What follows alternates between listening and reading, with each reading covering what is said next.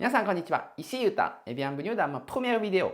Je suis japonais, je viens de Kobe et ça fait maintenant plus de 10 ans que j'habite en Corse. Chaque fois que je rencontre quelqu'un, on me demande toujours la même question. Comment tu atterris ici? Déjà, on a bien. Et plus sérieusement, je vais répondre à cette question. Depuis que j'étais petit, j'étais intéressé par les pays étrangers. Par exemple, ma sœur, elle écoutait la musique en étranger et mon père, il était chef de cuisine italien et moi, je jouais le baseball. Et plus tard, j'ai étudié la pâtisserie au Japon et je suis devenu pâtissier. Au bout de quelques années, j'en avais marre et je voulais changer d'air. Et quand on pense à la pâtisserie, on pense tout de suite à la France. Et pour commencer, j'ai juste fait un petit voyage de 10 jours à Paris et j'ai trop aimé. Quand je suis rentré au Japon, il restait que la France dans ma tête. J'ai continué à travailler et un an plus tard, je suis parti étudier à Montpellier et Toulouse. Je suis resté 3 mois là-bas et j'ai beaucoup aimé et j'ai beaucoup de bons souvenirs. Mais j'avais plus d'argent.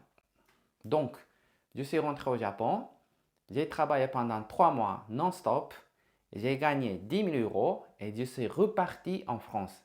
Et c'était à Paris. Pendant ces 3 mois, je faisais des colloques dans un hôtel et j'ai travaillé au restaurant de ma mère, restaurant de mon père et restaurant d'espagnol. De 5 heures jusqu'à minuit, non-stop.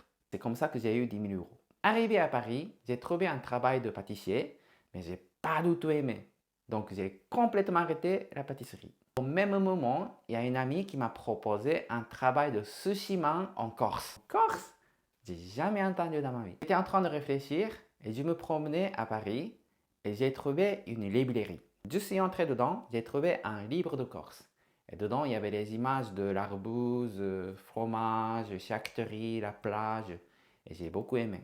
Et après, j'ai cherché sur Google aussi et j'ai trouvé à peu près la même chose. Et tout de suite, j'ai décidé, je vais là-bas. Et c'est comme ça que je suis arrivé en Corse. Et au début, c'était très bien, mais petit à petit, j'ai commencé à m'ennuyer et je voulais rentrer au Japon. Mais ce qui me manquait, c'était les amis et une activité. J'ai réfléchi, mais j'ai une passion. C'était le baseball. J'avais arrêté depuis longtemps, mais d'un coup, j'ai pensé, pourquoi pas faire une équipe de baseball en Corse? Alors, j'ai commencé à faire cette équipe et grâce à ça, j'ai rencontré beaucoup de gens et j'ai commencé à avoir beaucoup d'amis. Et petit à petit, avec le temps qui passe, j'ai pu penser que la Corse, c'est ma deuxième maison. Il y a d'autres questions qu'on me pose souvent. Par exemple, tu préfères ici ou au Japon? Franchement, je ne peux pas décider parce que j'aime beaucoup ici et Japon aussi. Mais j'ai besoin de rentrer au Japon au moins une fois par an.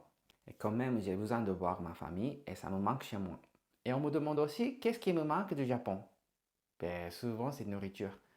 Surtout en Corse, il y a beaucoup de nourriture qu'on ne peut pas acheter. En France, vous avez pas mal de choix, mais en Corse, il n'y a presque rien. Donc, bien sûr, de nourriture et les amis et la famille du Japon. Et après, ce qu'il me manque, c'est Batting Center et stade de baseball aussi. Voilà, ça c'est le plus gros, mais bien sûr, il y a d'autres choses. Pour finir, est-ce que je regrette d'avoir choisi la Corse? Pas du tout.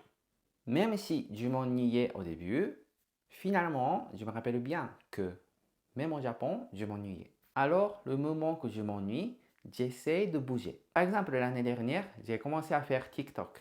Je ne sais pas pourquoi, mais ça marchait très bien. Grâce à ça, j'ai gagné de l'argent et j'ai acheté caméra et micro. Et maintenant, me voilà. J'espère que vous avez aimé cette vidéo et vous pouvez mettre like et vous abonner. Et on se dit à bientôt.